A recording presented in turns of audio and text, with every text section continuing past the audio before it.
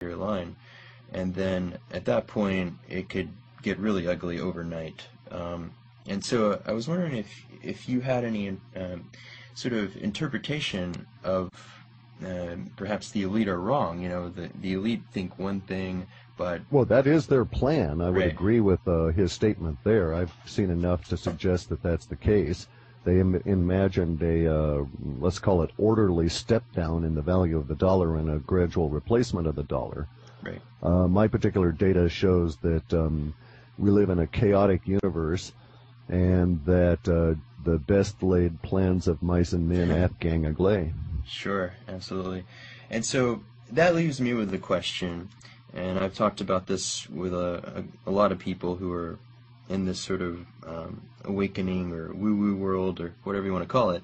I've asked them, why are the elite pushing so hard ahead of 2012 to consolidate control if it's just going to be complete chaos and a lot of people are going to die and et cetera, et cetera.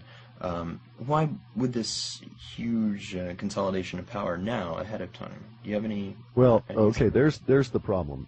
We must, as a radical linguist, I've got to, I always stop and I say I object to why questions, Right. because that goes to intent. Yeah. And I'm rarely, beyond, when I want my next cup of coffee, ever able to judge my own intent, let alone that of others. Sure. That having been said, then we must also acknowledge that anything that we say towards that idea is speculation. Right. There are some evidential points, though, that suggest that there's a huge fear wall that the powers that be have around the 2012 date. We have all kinds of evidence going back to Pope Gregory having spent a good portion of the papal treasury at the time in the 1500s to re-engineer the calendar such that the Mayan long count would end at exactly 11:11 a.m. on December 21, 2012. They put 31 German mathematicians to the task of making that occur, and they jiggered the calendar so that it would. So they've got a lot of investment in this going back 400 or 500 years. Right. It is, in our work, it is hugely backed by fear of an external something, which of course we can't really name because we're not the powers that be. But there are subcategories of that fear that include the idea that there would be a massive political or spiritual awakening among the populace that would undo all of their work at this very end time. And so they wish to retain control, in my opinion, or speculation, Right. all the way up to the end of 2012 because they want to, at the last minute, bolt down their rabbit hole and pull the door behind them, Right. leaving the rest of us to face whatever it is that they fear. And that's pretty much a general broad description of their endgame plans. And you could see that if things collapse too early and they bolt for their rabbit holes, say, a year in advance, well, that gives us a year to go find shovels and dig them all out. Right. And to build and our they own wouldn't- ships. Correct, and they wouldn't want that. Right. Then you have to also go along on something else. Yeah. And that is the fact that I understand that you're on a college. Yeah, we're here at MIT. I'm a grad Oh, okay, student. the height of the scientism religion. Yes, you guys are right in the place of the sorcerers, the Vatican, if you will, of the science religion. And I'm a scientist by nature, although I'm educated and not schooled. Sure. And that gives me a huge advantage over the academics. But I recognize both out-of-place artifacts within archaeology and the fact that we live in an extremely chaotic planet that has cyclic cataclysms, that in those cycles appear to be around the 11,000 to 500 to 12,000 year cycles. We're 11,804 years since the last cataclysm. There's a whole lot of suggestions that we're headed for another cataclysm relative to the 2012. Every single planet in the solar system is going through some kind of giant climatic upheaval, which I relate to what I call the big squeeze, having to do with these magnetic effects that are coming from the sun. Further, we know that, in my estimation, I actually did an analysis, and in 3 sites in the Mayan or Mesoamerican kingdom area, because it includes one Inca site, just in these monuments at these 3 particular sites and the layout of the cities, I figured that that particular culture had 10 billion calories, human calories, invested in creating what they did. Yeah. And the creations all go to pointing us, this current generation, towards a specific time and the specific events which relate to the sunspot cycle. And the sunspot cycle is not merely 11 years or 22 years in length, both of which numbers, by the way, are key numbers for the Illuminati and all these Exactly. secret societies, including the Skull and Bones dudes. So they put a huge investment of calories into telling us, hey guys, watch out. And we're right there now, and the powers that be are freaking out. So this is a big, huge as far as I'm concerned. Definitely. So you mentioned 11,804 years. A friend of mine I was talking about this with the other day asked me, what sort of scientific evidence do we have about exactly when the last cataclysm would have happened? There's a number of there's a number of archaeological references, depending on which area you wish to get into. The Sure. Egyptians, for instance, have a whole series of hieroglyphs that are on the coast of Africa, not in Egypt proper. These were translated by some people in the 20s and the 30s, and they're a step-by-step, blow-by-blow recreation of what it took for the people that were the Atlanteans Right. to get out of Atlantis and end up on the coast of Africa to survive.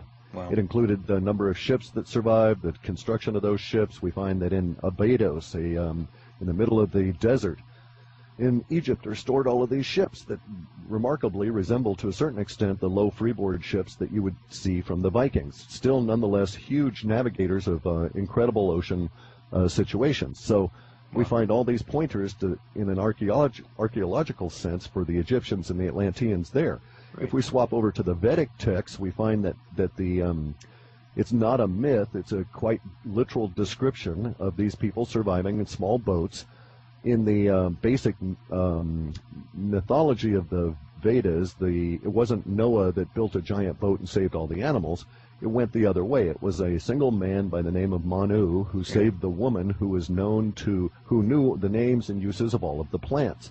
A very, very necessary skill if you're going to rebuild agriculture and the Vedic tradition of Ayurveda, which is, medicines from plants.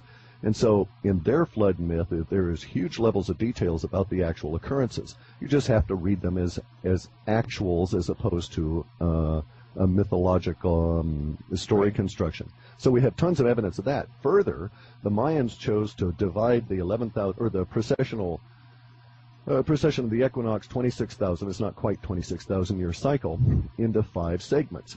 And that was rather curious because most of the other areas divided it into more calendrically focused 12 segments, 6 segments, something along those lines. The Mayans, though, had a very unique perspective, and they showed that on the 5th of every cycle there was a climatic occurrence. And we can now go back 5,115 years and see indeed that was the time that Iceman got frozen in the meadow. The fellow they dug up in the glacier in Italy, right? Right. You're Yeah. familiar with him? Yeah.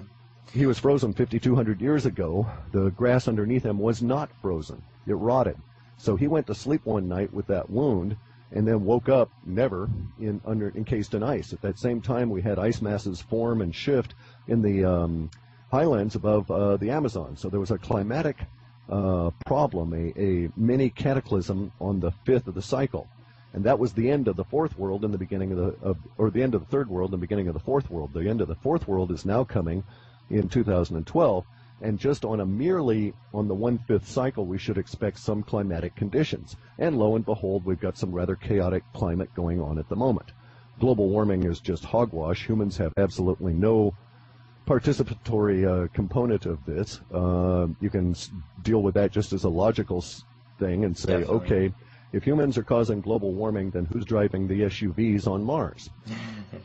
Because it's got global warming too, or Venus, or the pole flips in the outer planets. There's all kinds of stuff going on in a rather chaotic fashion in our solar system, and it all relates to a solar system-wide cataclysm that's building.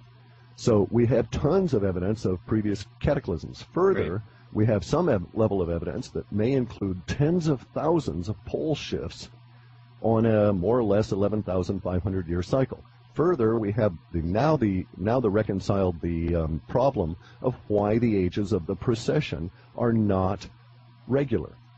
Getting into detail there with the precession of the equinox, you would think that because it's a stellar component, that it would be the cycles would be the same length from precession to precession to precession. That each and every one of these 26,000 year cycles, more or less, would be the same length.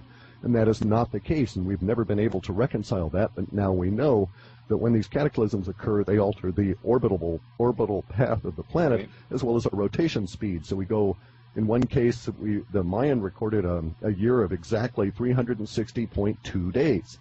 And daily hours, instead of 24, were actually 23.7 in our way of reckoning. Plus, the Mayan went down to 10,000th of a part in their Wow. calculation, levels that we could not get to at this point.